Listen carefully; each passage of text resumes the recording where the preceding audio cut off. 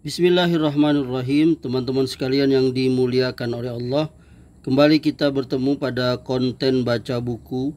Kali ini buku yang akan saya baca adalah buku yang berjudul Perbandingan Mazhab Salaf Muhyi Atharis Salaf, Gerakan Salafiyah di Indonesia oleh Profesor Dr. Haji Abu Bakar Aceh.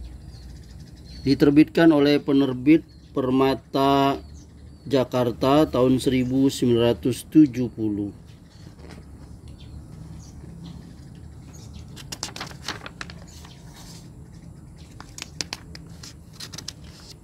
Ini kata sambutan dari Letnan Jenderal TNI Sarbini.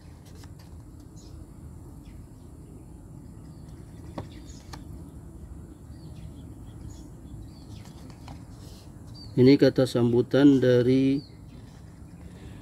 Insinyur Pranoto Asmoro, Brigjen TNI, Direktur Topografi Angkatan Darat. Dan ini judul-judul bab dan subbabnya dari buku ini.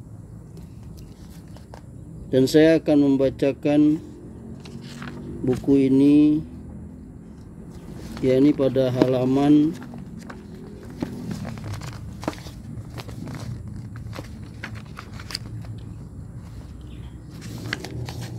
201, yakni penutup.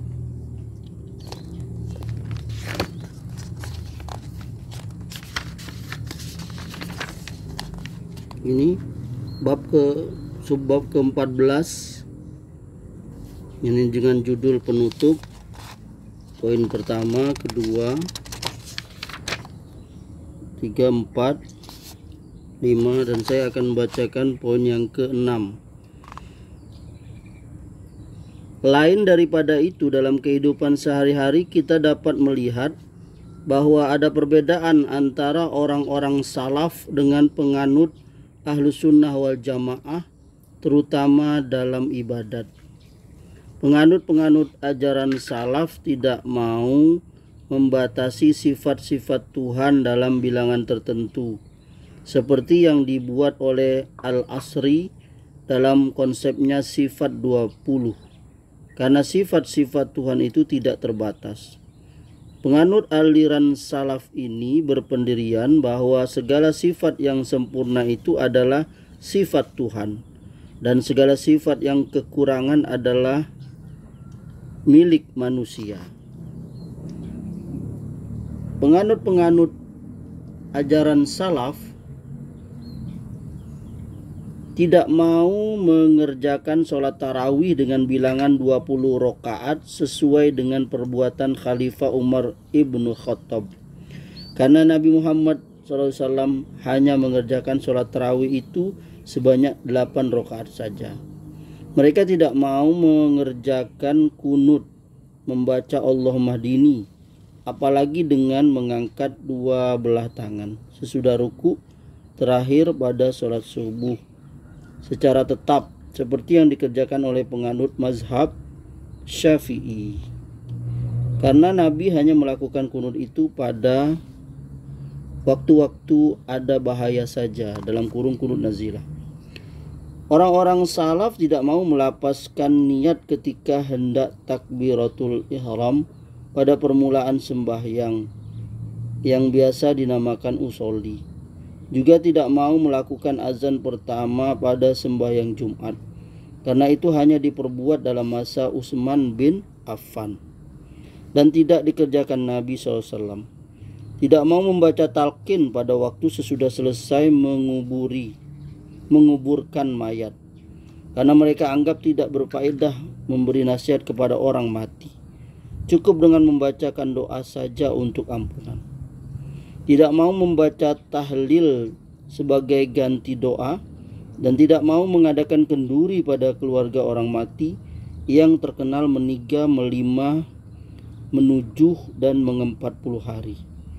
Banyak lagi perbedaan-perbedaan lain dengan amalan Ahlus Sunnah wal Jamaah, seperti tidak mau melakukan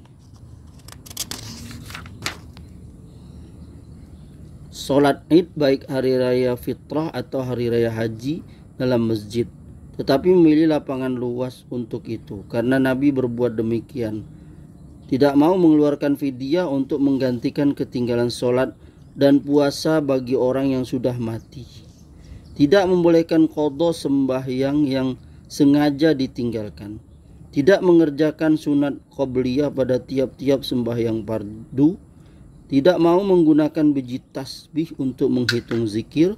Tidak mau ziarah ke kubur Nabi di Madinah apalagi dengan niat ibadat sebelum mengerjakan fardu haji lebih dahulu.